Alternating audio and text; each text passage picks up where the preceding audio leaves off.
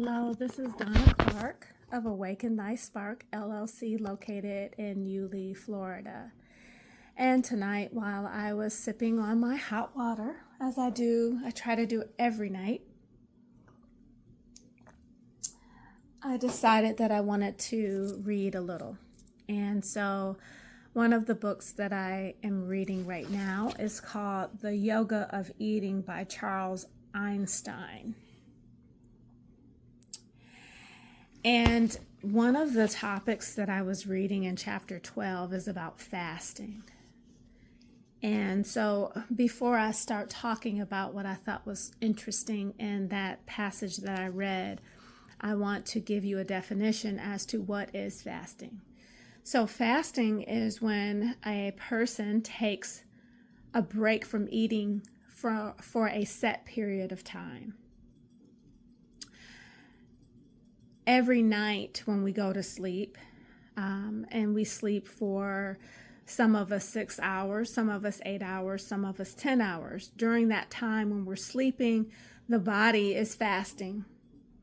And in the morning, we break the fast. That's what breakfast means, actually. It means break the fast. And so we have something to eat, and that starts, for the most part, our day, and gives us that nourishment and sustenance that we need to continue through our day, of course, until we get to lunch and then dinner and then coming back to that evening hour. Now, what I thought was interesting was that the way Charles Einstein, what he said about fasting, and I think that this is relevant. So again, chapter 12 in this book that I just introduced, I'm going to put as the old folks say, I'm going to put my eyes on. And the chapter 12 starts with a quote from Paracelsus. Now, if you don't know who Paracelsus is, he's considered the father of toxology. So he was an alchemist. And so what he says is this quote: "Salvation is not attained by fasting, neither wearing certain clothes, nor by flagellation. These are superstitions and hypocrisy. God made everything pure and holy. Man need not consecrate them." So basically saying that everything is holy, everything is pure that God put on this green earth. And so then after that quote, then the author gets into chapter 12, which is the topic fasting. In this first paragraph, it reads, "Sometimes when you listen closely to your body, the message you hear is not a call for food, but for fasting. You may observe this in animals which abstain from food when sick, and in young children who sometimes go days eating hardly anything at all, much to the consternation of their parents. The body naturally goes through cycles of building and cleansing. Digestion demands significant bodily resources and expenditure of energy.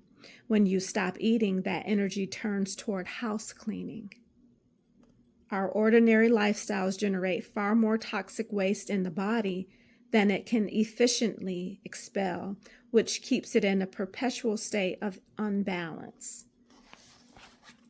I really like the way the author explained fasting. And just to put it more simply and more concise, the body needs to go through a period of time of not eating so that it can get into the deeper house cleaning of the body, removing the toxins, removing the waste, and not having to be hampered by, the individual always putting something into the body that it still has to figure out either to get rid of, talking about if the body has to figure out what to do with that food.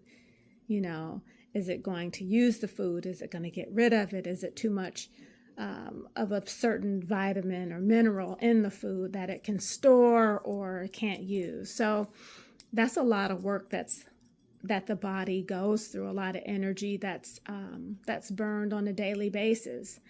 And if the body can take a break from just always having that input, right, then it can take a look within and figure out what to get rid of.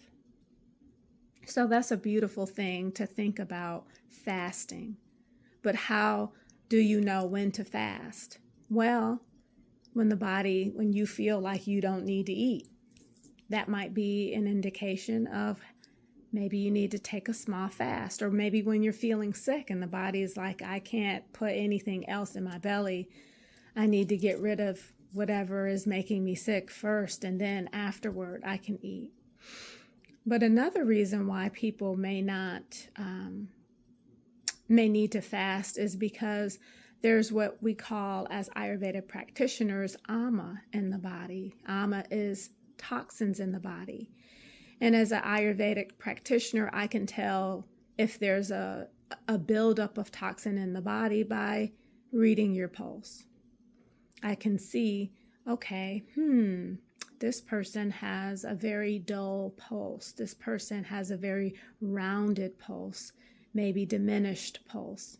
And then from there, I would recommend maybe some things that you can do to stimulate your digestion, to stimulate your Agni, which is your digestive fire. And then maybe even recommend a period of fasting that is beneficial and safe for the body. Now, again, I am not a doctor. I'm not a nutritionalist. I'm an Ayurvedic practitioner, and I work in the realm of energy. So balancing the elements of the body ultimately is what we're doing. So when I'm talking about fasting, that means, okay, maybe a certain element of the body is at a decrease or maybe an increase. And so in order to bring it back to balance, maybe a fast is required. If you would like to learn more about Ayurveda and how to bring the body into balance on that elemental plane, feel free to contact me. You can contact me through my website at www.awakenthySparkllc.com, or you can leave a message in the chat, or you can look me up on Instagram at Awaken Thy Spark. So I hope this was an interesting topic for you, and maybe you'll give it some thought as to, what is your body talking to you about? And as always, may we all be healed and free. And I'll talk to you again real soon. Bye-bye now.